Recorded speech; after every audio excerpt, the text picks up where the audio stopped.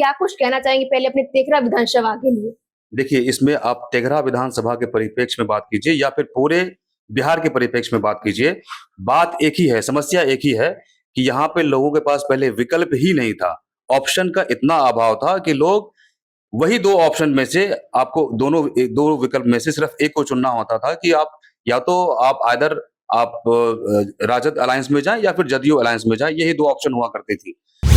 Development को लेकर के हो, विकास को लेकर के हो, यहाँ पर जो मुख्य समस्याएं हैं, पलायन को लेकर के हो, रोजी-रोजगार को लेकर के हो, शिक्षा को लेकर के हो, यहाँ का विधि व्यवस्था को लेकर के हो, करप्शन को लेकर के हो, इस पे कभी मुद्दा रहा ही नहीं रहा। मुद्दा हमेशा ये रहा है कि आप किस जाति से बिलॉन्ग करते हैं, आप किस धर्म से बिलॉन्ग करते हैं। पहली बार बोले हैं पलायन, तो ये किसकी ताकत है?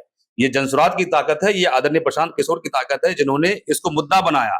आज अब बिहार में मुद्दा जाति का नहीं रहा है, धर्म का नहीं रहा है। अब मुद्दा बन रहा है कि यहाँ से पलायन कैसे रोका जाए, यहाँ पर रोजी-रोजगार कैसे सृजन किया जाए।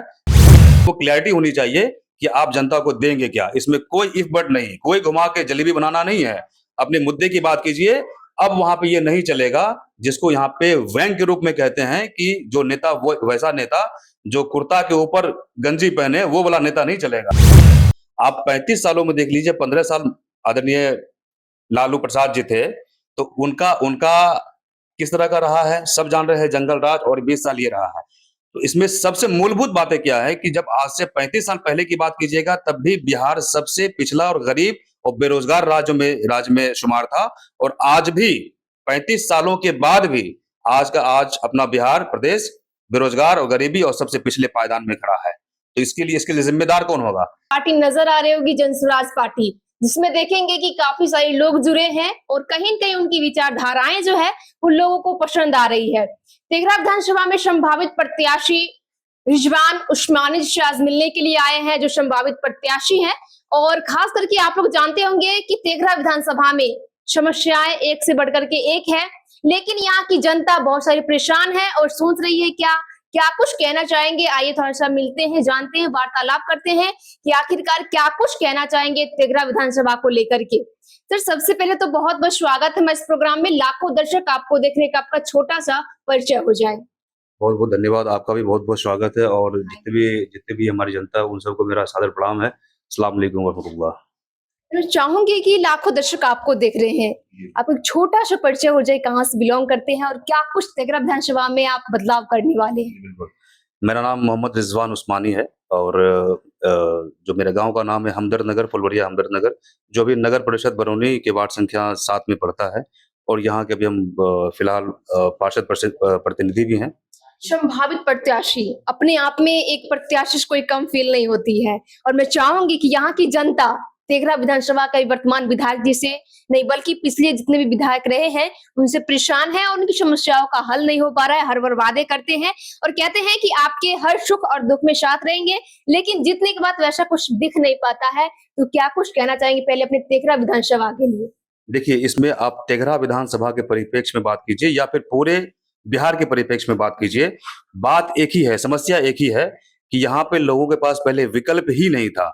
ऑप्शन का इतना अभाव था कि लोग वही 2 ऑप्शन में से आपको 2 विकल्प में से सिर्फ एक को चुनना होता था कि आप या तो आप आइदर आप राजद अलायंस में जाएँ या फिर जदयू अलायंस में जाएँ, यही 2 ऑप्शन हुआ करती थी।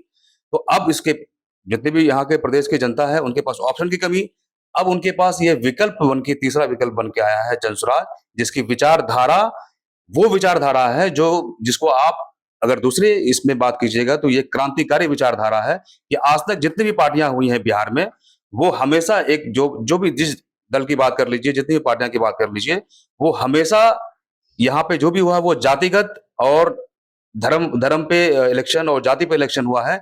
किसी विचार पे नहीं हुआ है कि आप किस यहाँ पे डेवलपमेंट को लेकर के हो, विकास को लेकर के हो, यहाँ पर जो मुख्य समस्याएं हैं, पलायन को लेकर के हो, रोजी रोजगार को लेकर के हो, शिक्षा को लेकर के हो, यहाँ का विधि व्यवस्था को लेकर के हो, करप्शन को लेकर के हो, इस पे कभी मुद्दा रहा ही नहीं रहा। मुद्दा हमेशा ये रहा है कि आप किस जाति से बिलोंग करते हैं, आप किस धर्म से बिलोंग करते हैं, उसी पे आकर के आपका कोई व्यक्तित्व आपको देखना नहीं है कि आप किस व्यक्तित्व के मालिक हैं, आपकी आचरण, आपका विचार, आपका व्यवहार किस तरह का है। तो ये चीजें लोग अब नहीं देखते थे। अब उनके पास विकल्प आ गया जनसुराज का, जहां पे ये विचार विचारधारा से बिल्कुल ये समाहित एक पार्टी है, जहां पे आपकी जो मूल समस्याएं बिहार प्रदेश की है, जो पलायन को लेकर के, शिक्षा को लेकर के, रोजी रोजगार को लेकर के, ये मूलभूत समस्याएं को ये उठा रही है। आप अभी देखिएगा, हमारे प्रधानमंत्री जी आए थे, बिहार का दौरा किए हैं।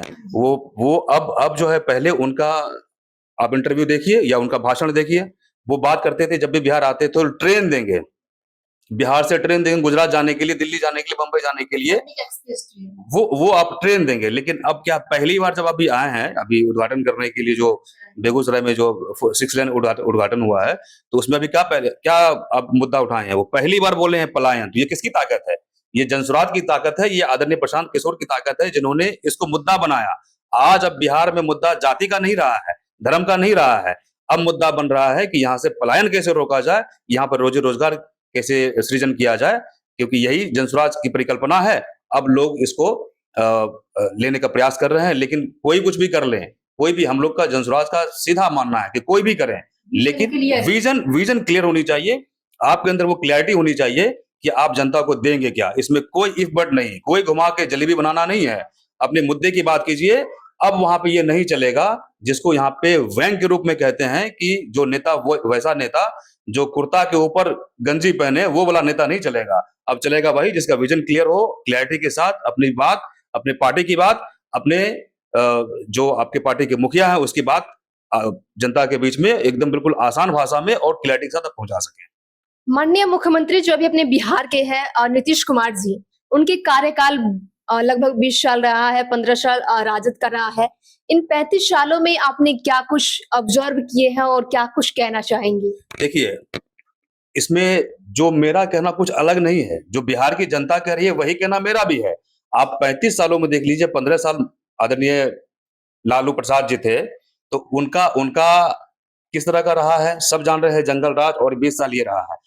तो इसमें सबसे मूलभूत बातें क्या है कि जब आज से 35 साल पहले की बात कीजिएगा, तब भी बिहार सबसे पिछड़ा और गरीब और बेरोजगार राज्य में शुमार था, और आज भी 35 सालों के बाद भी आज अपना बिहार प्रदेश बेरोजगार और गरीबी और सबसे पिछले पायदान में खड़ा है। तो इसके लिए जिम्मेदार कौन होगा? सरकार यहाँ की जिम्मेदार है। इसमें से कहीं से कोई दो मत नहीं है कि सरकार यहाँ की जिम्मेदार है, और हम लोग ये परिकल्पना लेके चले हैं, ये बता देते हैं आपके चैनल के माध्यम से यहाँ की जनता को कि अगले 10 वर्षों में अगर जनता जो जनसुराज की बातें हैं अगर आप समझ लेते हैं और हम लोग समझाने में सफल हो जाते हैं, तो ये आप जान लीजिए कि अगले 10 वर्षों में बिहार 10 अग्रणी राज्यों में यह शुमार किया जाएगा, निश्चित है। वाली पार्टी कहती है कि 2025 से 30 फिर से नीतीश, क्या विचार है इस पे? देखिए, ये तो नीतीश जी को खुद सोचना होगा। मान लीजिए हम गार्जियन है घर के, अब गार्जियन है तो ऐसा कुछ नहीं है कि जब हम बूढ़े होंगे, मेरा उम्र होगा, तो ये मेरी जिम्मेदारी बनती है, ये मेरी रिस्पॉन्सिबिलिटी है कि भाई अपना जो है उत्तराधिकारी, हम किसी को, उत्तराधिकारी मतलब अपनी पार्टी में बहुत सारे लोग काम करने वाले हैं, एक से काबिल लोग होंगे, लेकिन हमको अपना वो गद्दी या कुर्सी छोड़ना नहीं है। मेरा बुद्धि काम नहीं कर रहा है, क्या बोलना है आए बाएं बोल रहे हैं, लेकिन ये उनको जरा सा भी नहीं, मतलब उनका दिमाग ये काम कर रहा है कि अपना छोड़ करके जो आगे जिनकी विचारधारा, जिनके अंदर ऊर्जा है, युवा है, उनको आगे लाएं। वो अभी भी लगे हुए, देखिए कितनी विडंबना है, अभी लगातार आप उनको देख लीजिए, जितनी भी सभाएं हो रही हैं या फिर कोई इनॉग्रेशन हो रहा है, कुछ भी हो रहा है, तो उसमें देखिए क्या कर रहे हैं। अब कोई पदाधिकारी है, उनके सर पे जो है वो गमला जो है वो उस पे उन पर रख दे रहे हैं, कभी कुछ बोल रहे हैं, राष्ट्रीय गान हो रहा है, खड़ा होकर के उनका कुर्ता, बगल में नेता है उनका खींच रहे हैं, उनसे बात कर रहे हैं।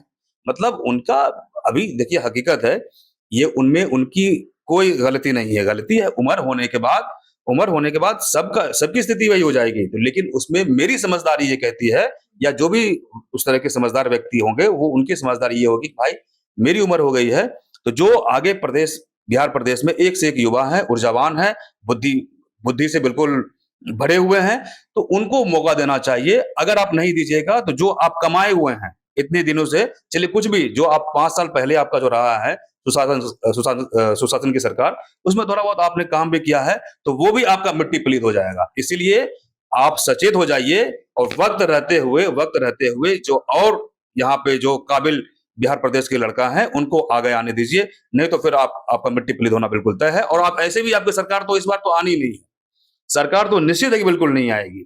मतलब बदलाव एकदम रंग में रंग चुका है। बिल्कुल, आप पूरे बिहार प्रदेश में देख लीजिए ना, अगर अगर बदलाव में नहीं रंगा हुआ है तो आप देख लीजिए आदरणीय प्रशांत किशोर जी का जहां भी सभा हो रहा है, आप किसी पूरे बिहार प्रदेश की बात कर लीजिए, जहां भी सभा हो रहा है, सभा नहीं, जनसलाब जैसे लोग आ रहे हैं और बिल्कुल इसमें पार्टिसिपेट कर रहे हैं और लोग बढ़ चढ़ के इसका मेंबर बन रहे हैं और बोल रहे हैं। आप पूछ लीजिएगा जनता से, आप तो मीडिया वाले हैं, आप जाइएगा पूछिएगा, आपको तो हमसे ज्यादा खबर है, आप लोगों के बीच में रहते हैं।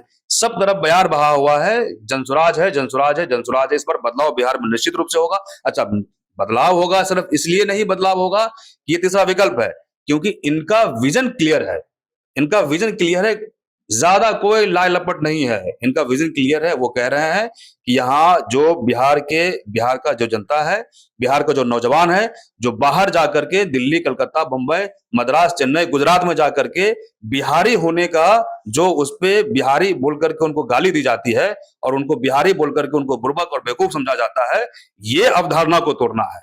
बिल्कुल, ये परसेप्शन को तोड़ना ही तोड़ना है और बिहार को और बिहार की जनता को, बिहार को युवाओं को यही बिहार में ही रोजी रोजगार की व्यवस्था और जो बच्चे हैं, जो यहाँ के जनरेशन है, आगे आने वाले दिनों में बिहार के भविष्य हैं, उनका यहीं पे शिक्षा का, विश्व स्तरीय शिक्षा का यहीं पे व्यवस्था हो और इसके अलावा पलायन यहाँ से बिल्कुल बंद हो, भ्रष्टाचार खत्म हो और विधि व्यवस्था यहाँ पे बिल्कुल सुचारू रूप से चले। चाहूंगी कि बिहार में चुनाव बहुत ही करीब है, तो बिहार वासियों के लिए क्या संदेश रहेगा कि इस बार किस चीज को देख करके अपना एक मत दे करके अपनी सरकार बने?